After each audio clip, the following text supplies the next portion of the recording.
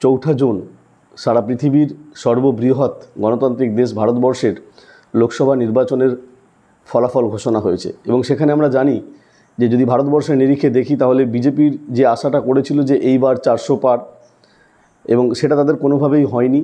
এবং পশ্চিমবঙ্গের নিরিখে যদি দেখি তাহলে দেখব যে আশাটা বিজেপি করেছিল, বলা ভালো যে ভোটের নির্বাচনী যখন প্রচার চলছিল সেই সময়তে প্রধানমন্ত্রী নিজে একটা ঘোষণা করেছিলেন যে এবারে সারা ভারতবর্ষের মধ্যে পশ্চিমবঙ্গ সবথেকে ভালো ফল দেবে, সবথেকে ভালো সিট বা আসন আমরা পশ্চিমবঙ্গ থেকে ভালো পাবো। কিন্তু আমরা দেখেছি যে সেই নিরিখে তার আশায় জলঢালা হয়ে গেছে। এখন এই প্রসঙ্গে আমি সারা ভারতবর্ষের নিরিখে কোনো কথা বলবো না, শুধু আমি পশ্চিমবঙ্গের নিরিখে কয়েকটা কথা বলবো যে কেন পশ্চিমবঙ্গে বিজেপির এত খারাপ ফলাফল হলো, কেনই বা পশ্চিমবঙ্গে তৃণমূলের এত ভালো ফলাফল হলো। এই আলোচনাটা করার আগে শুধু একটা কথা বলি যে সমাজবিজ্ঞানের যে কোনো বিষয় নিয়ে কথা বলতে গেলে সেক্ষেত্রে সেই বিষয়ের উপরে অনেকে যেমন সহমত হবেন, অনেকেই কিন্তু আবার বিরোধী মতামত দেবেন, তাদের বিরোধী মতামত থাকতেই পারে। আমার কমেন্ট বক্স খোলা রয়েছে, আপনারা আপনাদের সুচিন্তিত সমালোচনা করবেন, মতামত দেবেন, কোনো কিছুতেই কোনো সমস্যা নেই। আমার কমেন্ট বক্স খোলা আছে, সেখানে আপনারা আপনাদের মতামত জানাবেন। শুধু আমি কয়েকটা কথা বলবো যে আমি এই দুদিন ধরে দেখছি বা দুদিন তিন দিন ধরে দেখছি, যাই বলি না কেন, যে বিভিন্ন রকমভাবে বিভিন্ন জনের মতামত। সেখানে আমার মনে হলো যে একজন রাষ্ট্রবিজ্ঞানের ছাত্র হিসেবে আমার নিজস্ব মতামতটাও এখানে দেওয়াটা খুব জরুরি। কেনই বা বিজেপির এতটা ডামাডোল পরিস্থিতি হলো পশ্চিমবঙ্গের ক্ষেত্রে, আর কী এমন বিষয় ছিল যার জন্যে অভিষেক ব্যানার্জি, মমতা ব্যানার্জির নেতৃত্বে পশ্চিমবঙ্গে তৃণমূল কংগ্রেস এতটা ভালো ফল করলো। দেখুন, আমি পক্ষেও যেমন কিছু বিষয়ে কথা বলবো, যেমন ভালো দিকগুলো উল্লেখ করব, তেমন খারাপ দিকগুলো উল্লেখ করব। কয়েকটা কথা বলার আগেই প্রথমে যেটা বলে নিই সেটা হচ্ছে, আমরা জানি যে গণতান্ত্রিক পদ্ধতিতে গণতন্ত্রের সংখ্যাটা কিন্তু বড় ফ্যাক্টর। এখানে কোয়ান্টিটিটা দেখা হয়, কোয়ালিটিটা দেখা হয় না। অতএব কত কোয়ালিটির মানুষ ভোট দিল সেটা বিষয় নয়, কত সংখ্যক মানুষ বেশি ভোট দিল সেটা দেখার বিষয়।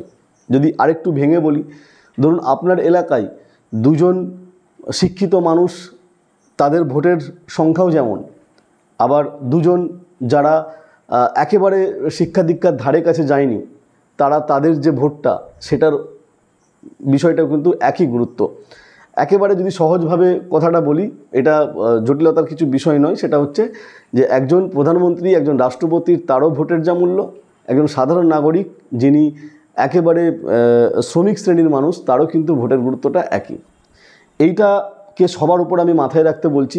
এবার আমি কয়েকটা কথা বলি। দেখুন, পশ্চিমবঙ্গের এবারের ভোটের সবথেকে বড় যদি প্রভাব ফেলেছে বলে যে জিনিসটা মনে করি সেটা হচ্ছে লক্ষ্মীর ভাণ্ডার। এখন এই লক্ষ্মীর ভাণ্ডার নিয়ে আপনাদের অনেকের দেখবেন ফেসবুক খুললেই কেউ বা বলছে যে ভিক্ষাবৃত্তি, কেউ বা বলছে পশ্চিমবঙ্গের মানুষ নাকি ভাতাজীবী হয়ে গেছে, কেউ বা বলছেন যে পশ্চিমবঙ্গের মানুষ আসলে হাত পাততে ভালোবাসে। এই প্রসঙ্গে একটা কথা বলি, দেখুন এটা ভুলে গেলে চলবে না, যারা এই সমালোচনাগুলো করছেন, যারা এই কথাগুলো বলছেন, দেখবেন তাদের মা, তাদের বোন, তাদের কাকিমা, তাদের মাসিমা, তারাও কিন্তু লক্ষ্মীর ভাণ্ডারটা নিচ্ছে, লক্ষ্মী ভাণ্ডারের টাকাটা নিচ্ছে।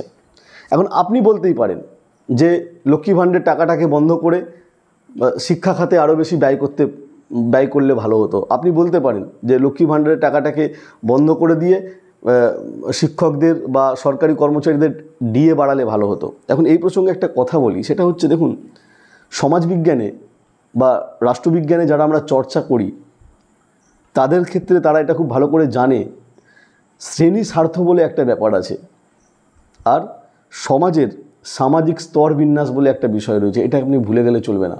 আপনি যেমন আপনার ডিএর জন্য লড়াই করছেন, আপনি যেমন আপনার বেতনটা আরও বৃদ্ধি হোক সেটার জন্য লড়াই করছেন, ঠিক উল্টো দিক থেকে আপনি একবার ভাবুন যে মানুষটা সারা মাসের শেষে তার কাছে তার দুরারোগ্য রোগের ওষুধের জন্য টাকা নেই, যার কাছে সামান্যটুকু তার দুধের বাচ্চার দুধটা কেনার জন্য টাকা নেই, তার কাছে কিন্তু লক্ষ্মীর ভাণ্ডারের এই টাকাটার গুরুত্ব অনেক বেশি। আপনি একটু ভালো করে খেয়াল করুন, একেবারে নিরপেক্ষভাবে, যে সমাজের বেশিরভাগ মানুষ যখন আর্থিকভাবে পিছিয়ে, এই বেশিরভাগ মানুষের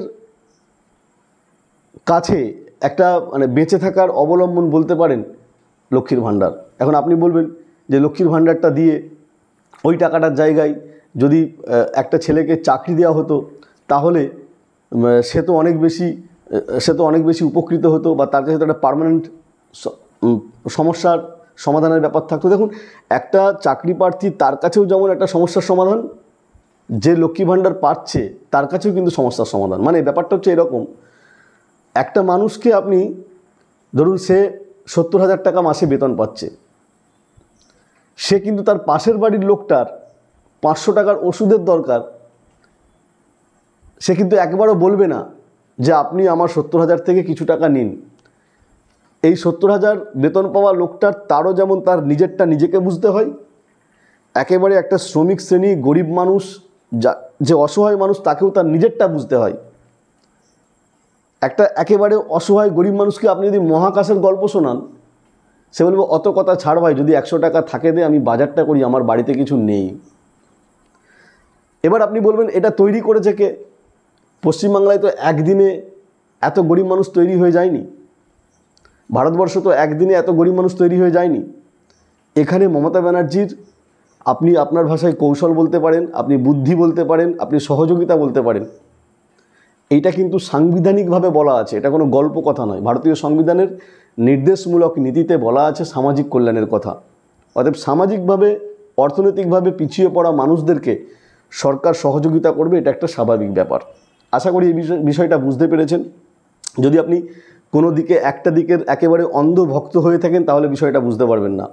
শ্রেণী স্বার্থ এখানে একটা বড় ফ্যাক্টর, সামাজিক স্তর বিন্যাস একটা বড় ফ্যাক্টর।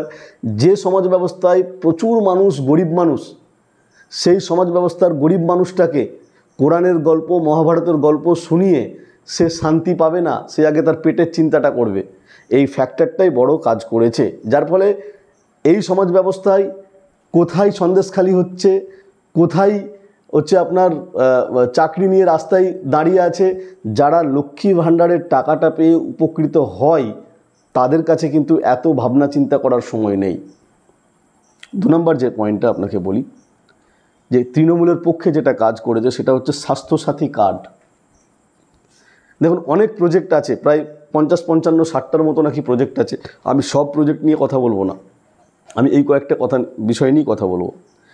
এই স্বাস্থ্যসাথী কার্ডে কি হয়েছে একটু পাশাপাশি আপনি খবর নেন। আমি আমার পাশেই একটা দাদাকে জিজ্ঞাসা করছিলাম, সে কিছুদিন আগে হার্টের অপারেশন হয়ে এসেছে। সে বলল যে পরিষেবাটা আমি পেয়েছি বিনামূল্যে, এটা আমি আমার জীবনে আমার পারিবারিকভাবে পেতাম না, আমাকে মারা যেতে হতো। ওই লোকটিকে কিন্তু আপনি কোনোভাবেই কোনো কথা, আপনার কোনো গল্প সে শুনবে না। সে একটাই জানে যে মমতা ব্যানার্জিকে আমি ভোটটা দেবো, সে আমার এই ব্যবস্থাটা করেছে। দেখুন, যার টাকা আছে সে তার নিজের টাকায় পশ্চিমবঙ্গের যে কোনো একটা ভালো জায়গায়, ইদানিং করে প্রচুর লোকজন বাইরের দিকেও যাচ্ছে, সেখানে গিয়ে সে ট্রিটমেন্ট করবে। কিন্তু যে মানুষটা একেবারে গরিব মানুষ, কিছু পায়নি, সে কি করবে? তার কাছে এটাই সহজ। আরেকটা বড় ফ্যাক্টর কাজ করেছে, সেটা হচ্ছে দুয়ারে সরকার। আমরা খুব ভালো করে জানি যে সাধারণ মানুষকে এই অফিস সেই অফিস ওই অফিস করে কত নাজেহাল হতে হয় একটা কাজের জন্যে।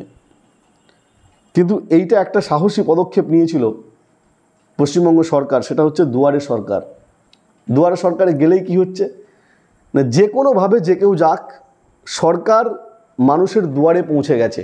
অর্থাৎ সরকার যখন মানুষের দুয়ারে পৌঁছে গেছে, তখন একটা গরিব মানুষ সে কিন্তু খুব সহজেই তার পরিষেবাটা পাচ্ছে। আর এই পরিষেবাটা দ্রুত পাওয়ার জন্যে আরেকটু যদি ভেঙে বলি, লক্ষ্মীর ভাণ্ডারে কী করে নাম লেখাবে, স্বাস্থ্যসাথী কার্ডে কীভাবে নাম লেখাবে, বার্ধক্য ভাতায় কীভাবে নাম লেখাবে, কৃষক ভাতা কীভাবে পাবে, সে দুয়ারে সরকারে পৌঁছে গেলেই কিন্তু তার সমস্যার সমাধান।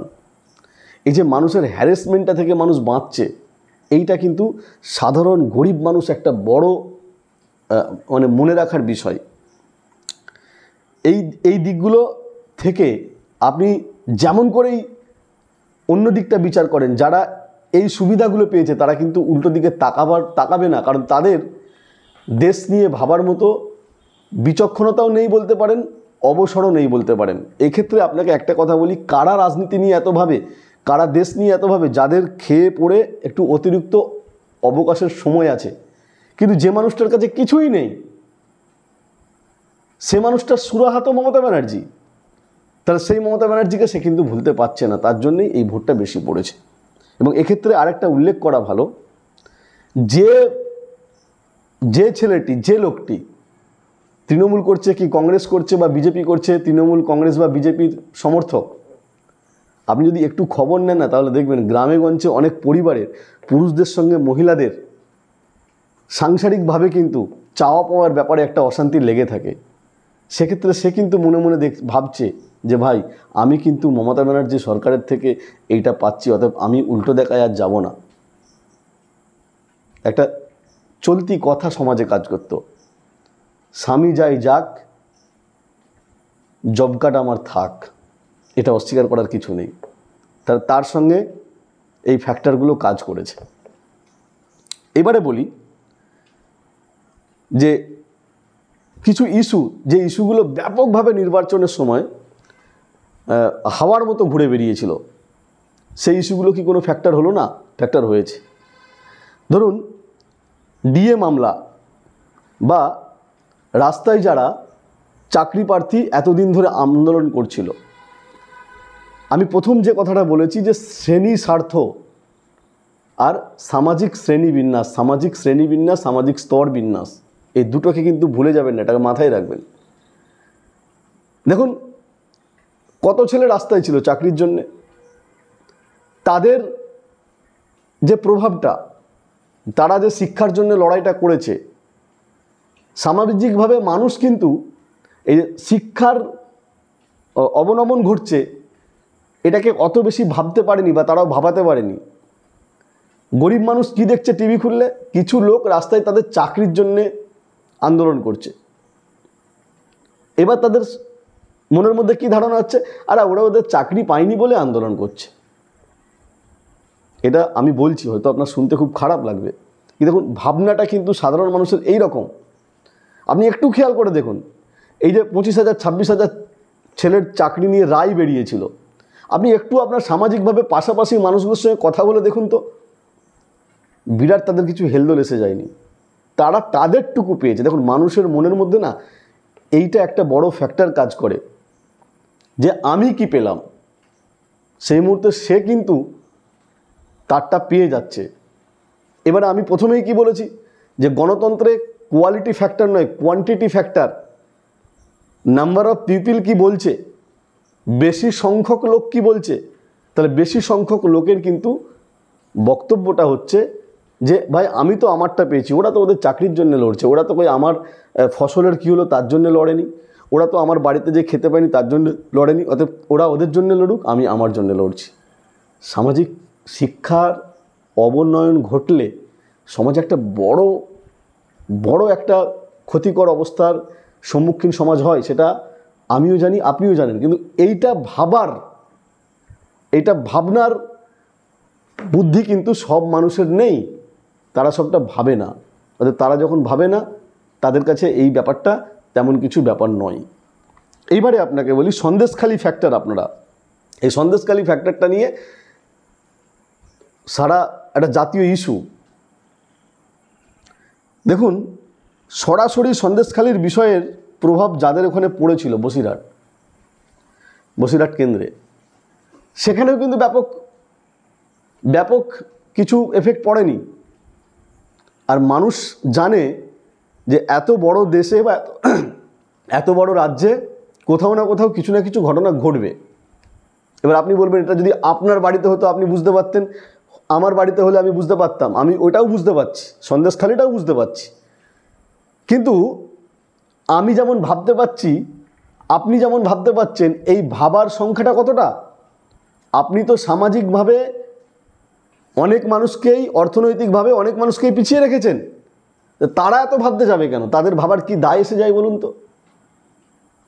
কারণ তারা তো আপনার আমার মতো খেয়ে পড়ে একটু টাইম আছে আরও কিছু ভাববো সেই পরিস্থিতির মধ্যে নেই। তাদের অন্ন সংস্থান করতে, খাবার দাবার জোটাতেই সারাটা দিন কেটে যায়। তারা কোথায় সন্দেশখালীতে কি হচ্ছে সেই নিয়ে তাদের এফেক্টটা কিন্তু পড়েনি। এটা গেল সামাজিক ইস্যু। এবারে বলি আর একটা বিরাট বড় প্রশ্ন আসছে, সঙ্গে থাকুন, শেষ পর্যন্ত শুনুন।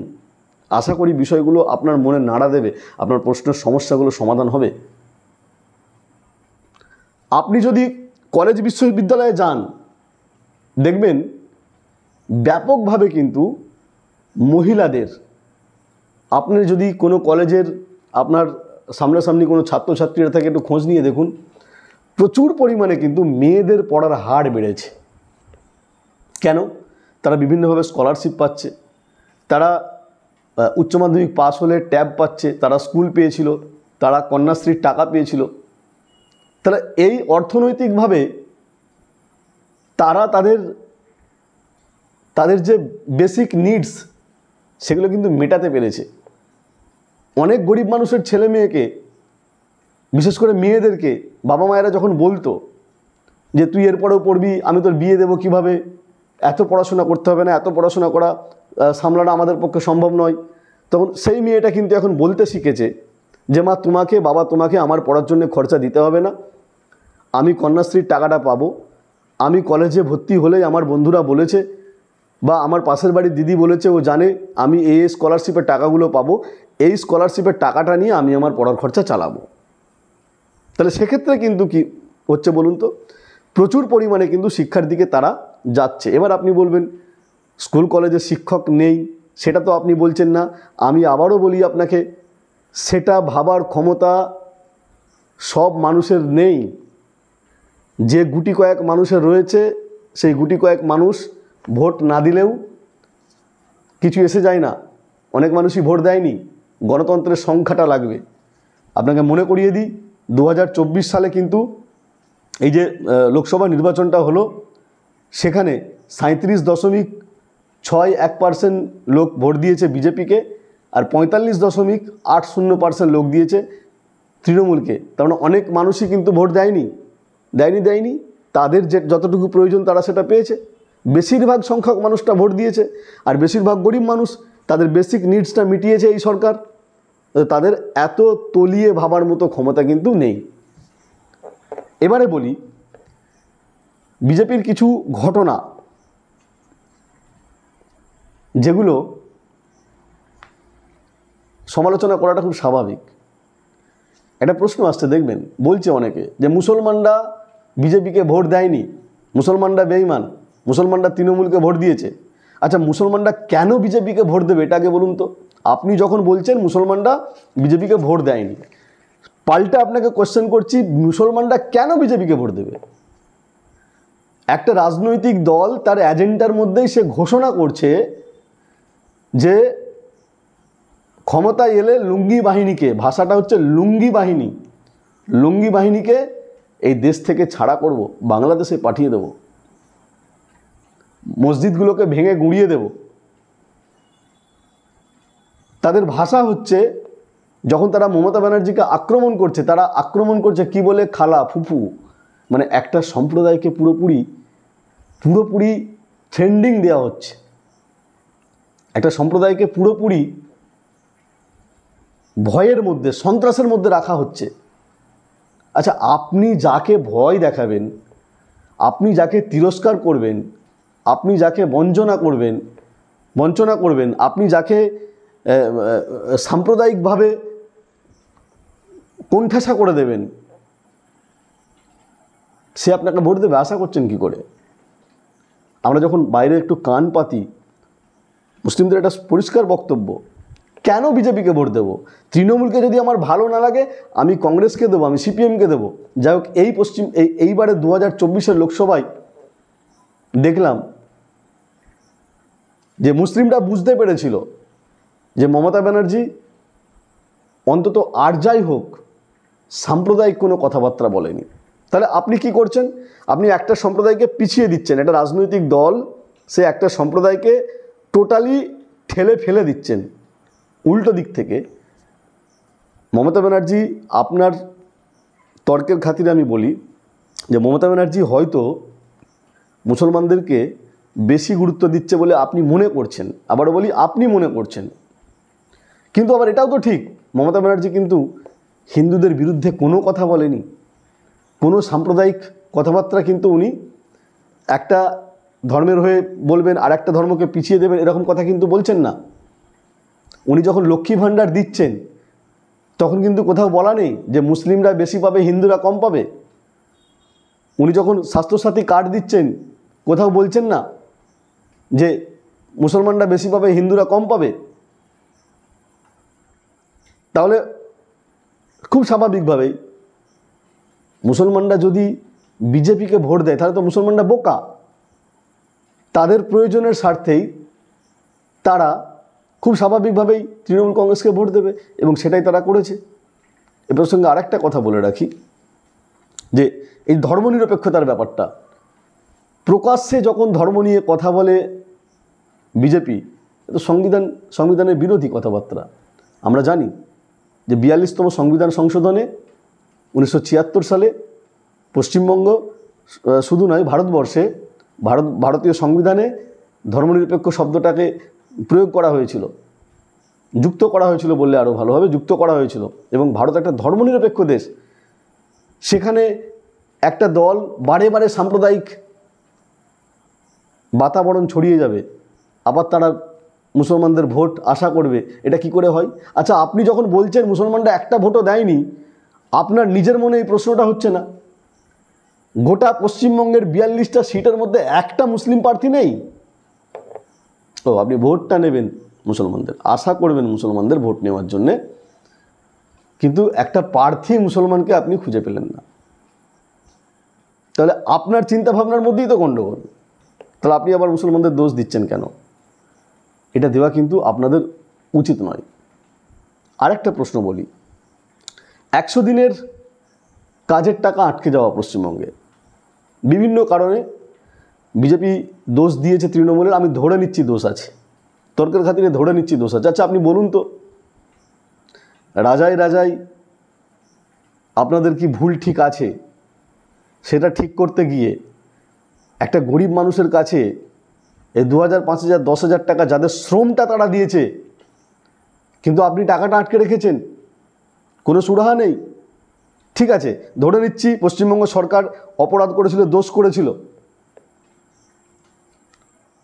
প্রকাশ্যে বলুন কি দোষ করেছিল, অফিসিয়ালি বলুন। সেরকম কিন্তু বার্তা পায়নি। সেই টাকা মমতা ব্যানার্জি দেওয়ার চেষ্টা করেছিল তার সাধ্য মতো। তাহলে মানুষ মমতা ব্যানার্জিকে ভোট দেবে, এটা খুব স্বাভাবিক। গরিব মানুষ তো ভোট দেবে, এটা খুব স্বাভাবিক। একইভাবে আবাস যোজনা, যখন এসি ঘরে বসে বসে ভাবনা চিন্তা করবেন না, তখন এগুলো মাথায় ঢুকবে না। একবার গ্রামে গ্রামে ঢুকে যান। যদি গ্রামে বড় হয়ে থাকেন তাহলে জানবেন, আমরা গ্রামের ছেলে, আমরা জানি একটা মানুষ কতদিন হাপিত্তেশ হয়ে বসে থাকে আবাস যোজনার টাকাটা কখন আসবে। তারা যখন দেখছে যে আবাস যোজনার টাকাটা আটকে রেখেছে আমাদের, ভোট দেবে তারা। তাদের কাছ থেকে ভোট আশা করেন কি করে? এবারে বলি দুর্নীতির প্রশ্ন। কখনো বলছেন রেশন দুর্নীতি, কখনো বলছেন কয়লা দুর্নীতি পশ্চিমবঙ্গে, কখনো বলছেন চাকরির দুর্নীতি। আচ্ছা বলুন তো, এই ভোটটা, লোকসভা ভোটটা পশ্চিমবঙ্গের সরকার গঠনের জন্য নয়, কর্ণাটকের নয়, তামিলনাড়ুর নয়, বিহারের নয়, উড়িষ্যার নয়, ভারতবর্ষের জন্যে। তাহলে দুর্নীতির সাপেক্ষে যদি আপনি আলোচনা করেন, এই দুর্নীতিগুলো আপনি কি করে ভাবছেন যে এই পশ্চিমবঙ্গের চাকরিটাই শুধু মনে হবে, কয়লার কেলেঙ্কারিটাই শুধু মনে হবে, বালি কেলেঙ্কারিটাই শুধু মনে হবে, হাওয়ায় হাওয়ায় যেটা উড়িয়ে দিচ্ছেন, এটা কেন ভাবছেন না? সারা দেশ জুড়ে মানুষ দেখলো নোটবন্দি, কি কথা দেওয়া হয়েছিল যে নোটবন্দি করে আসলে 2000 টাকার মধ্যে চিপ ঢোকানো থাকবে, মানুষের কাছে কত কি টাকা আছে জানা যাবে, আর বিদেশে সুইস ব্যাংকে ভারতের যত কালো টাকা চলে গেছে সেই টাকাগুলো ফিরিয়ে আনা হবে। আর ফিরিয়ে এনে যে টাকাটা পাওয়া যাবে, যদি ভারতীয় নাগরিকদের সেই টাকাটা বন্টন করা হয়, তাহলে এক একজন মাথা পিছু 15 লক্ষ টাকা করে পাবে। এই দিনটা মানুষ এত সহজে ভুলে যাবে? এটা দুর্নীতি নয়? দুর্নীতি, কালো টাকা উদ্ধার। কালো টাকা উদ্ধার হয়েছে একটাও আদেও? বরং মানুষকে যখন কালো টাকা উদ্ধারের কথা বলছেন, তখন মানুষ কি দেখছে? নীরব মোদী, মেহুল চকসির মতো লোকেরা, যারা ভারতবর্ষ থেকে গরিব মানুষের ব্যাংকে জমা রাখা টাকার ব্যাংক থেকে কোটি কোটি টাকা, হাজার হাজার কোটি কোটি টাকা লোন করে বহাল তবিতে বাইরের দেশে আছে, সে টাকা উদ্ধারের ব্যবস্থা হয়নি, সে টাকা উদ্ধারের ব্যবস্থা হয়নি। অথচ জব কার্ডের টাকাগুলোকে আটকে রাখা হয়েছে। ওই দুর্নীতিটা প্রত্যেকটা মানুষের,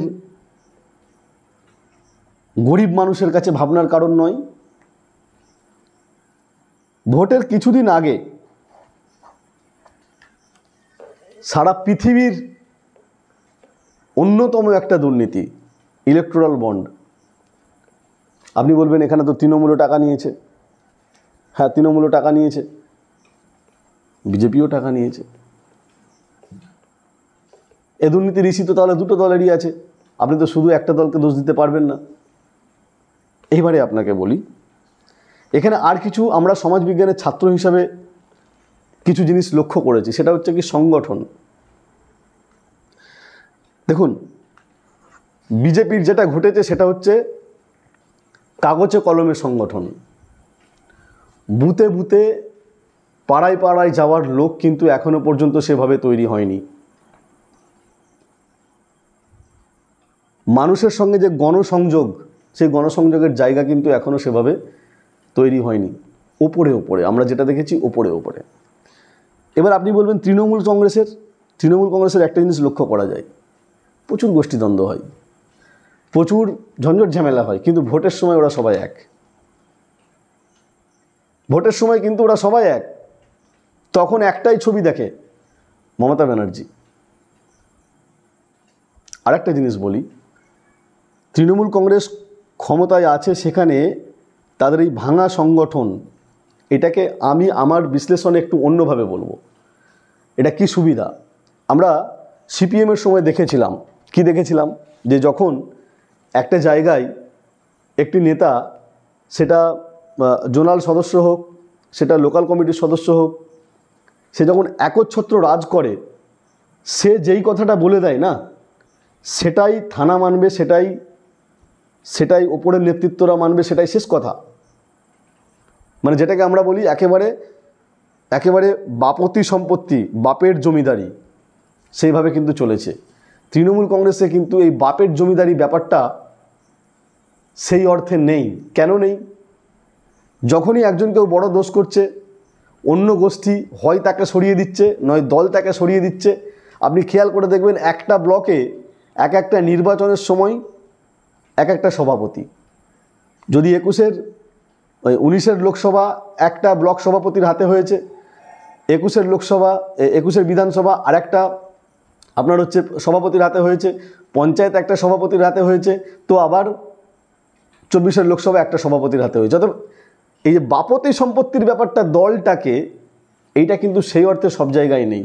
মানে আমি যদি এরকমটা বলি, ধরুন একটা পাড়ায় দুটো গোষ্ঠী আছে, রামের ওপরে মানুষের প্রচুর রাগ, তখন মানুষ কি চাইবে, যে রামকে তাড়াতে গেলে দলটাকেই সরাতে হবে। কিন্তু তৃণমূল কংগ্রেসে কি হয়, রামের এগনেস্টে শ্যাম আছে, মানুষ কি বলছে, দেখ দলটাকে সরাবার দরকার নেই, রামকে সরাতে গেলে শ্যাম আছে, রহিম আছে, ওদেরকে সাপোর্ট কর, ওদের টিমটা ক্ষমতায় থাকলে তাহলে আমাদের ক্ষতি হবে না। তার মানে কি, দলটা থেকে যাচ্ছে, যে গোষ্ঠীটা অপরাধ করছে সেই গোষ্ঠীটাকে সরিয়ে দেওয়া হচ্ছে। এর ফলে কি হচ্ছে, ভাঙা সংগঠন আপনার মনে হচ্ছে, কিন্তু মানুষ উপকার পাচ্ছে। তাই মানুষ এই জমিদারি সিস্টেমের মতো করে ওই লোকটাকে সরাতে গেলে দলটাকে সরাতে হবে এটা ভাবছে না, কিন্তু ওই লোকটাকে সরাতে গেলে ওই গোষ্ঠীটাকে সরিয়ে দেওয়া হোক, অন্য গোষ্ঠীর লোক ক্ষমতায় আসুক, এইটা কিন্তু একটা বড় ফ্যাক্টর কাজ করছে। যাই হোক, সব শেষে যেটা বলবো, গণতান্ত্রিক সিস্টেমে একক সংখ্যাগরিষ্ঠতায় একেবারে দোর্দণ্ডপ্রতাপ অবস্থায় কোনো দল থাকাটা, সেটা জনগণের পক্ষেই ক্ষতিকর। আমি শুধুমাত্র কীভাবে, মানে কোন কোন ইস্যুগুলোতে মানুষ ভোট দিয়েছে, আমার অনুমানের কথা একটা বললাম। আবার এটাও ঠিক, যদি একচ্ছত্র তৃণমূল কংগ্রেস পশ্চিমবঙ্গে ক্ষমতায় থাকে, সেটা জনগণের কাছে খুব একটা ভালো দিক হবে বলে মনে হয় না।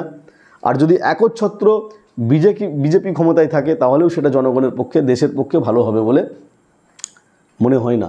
তবে এটা ঠিক যে ভারতবর্ষের মানুষ ভারতীয় সংস্কৃতিকে, অর্থাৎ আমাদের দেশে বহু ধর্মের মানুষ, বহু ভাষার মানুষ, বহু জাতের মানুষ, বহু রকম কালচারের মানুষ, তারা একসঙ্গে এক দেশে থাকবে এটাকেই মেনে নিয়েছে। তারা কিন্তু ধর্মের ভেদাভেদ করে, জাতির ভেদাভেদ করে তারা কিন্তু সাম্প্রদায়িক ইস্যুতে ভোট দেয়নি। এটাই ভারতবর্ষের মানুষের কাছে ধন্যবাদ। এবং আমরা আগামী দিনেও চাইব সচেতন নাগরিক তারা ভারতবর্ষকে তাদের ভারতের ঐতিহ্য মেনেই এইভাবেই দেশের ভোটাধিকারের ভোটের বিষয়ে অংশগ্রহণ করুক এবং একটি সুস্থ ভারতবর্ষ, সুস্থ পশ্চিমবঙ্গ গড়ে উঠুক, সুস্থ সমাজ ব্যবস্থা গড়ে উঠুক, যেখানে সাধারণ মানুষ অন্তত একটু শান্তিতে বসবাস করতে পারবে। আর সবশেষে আরেকটা কথা বলবো, নির্বাচনে জয় পরাজয় আছে, প্রত্যেকের কাছে আমার এই ভিডিও বার্তার মধ্য দিয়ে আবেদন, শান্তি শৃঙ্খলা বজায় রাখুন। আজকে রাজনীতিতে আজকে আপনি রাজা, কালকে কিন্তু আপনি ভিখারি। সবসময় মনে রাখবেন যে আপনি আজকে কাউকে আঘাত করবেন, এই আঘাত কিন্তু আপনার জন্য সযত্নে তোলা থাকবে, এই আঘাত একদিন আপনাকে পেতে হবে। তাই প্রত্যেকেই শান্তি শৃঙ্খলার সঙ্গে একে অপরের সঙ্গে আমরা থাকব, এটাই আশা রেখে আজকে ভিডিও এখানে শেষ করছি। অবশ্যই আপনার মূল্যবান মতামত কিন্তু আপনি দেবেন।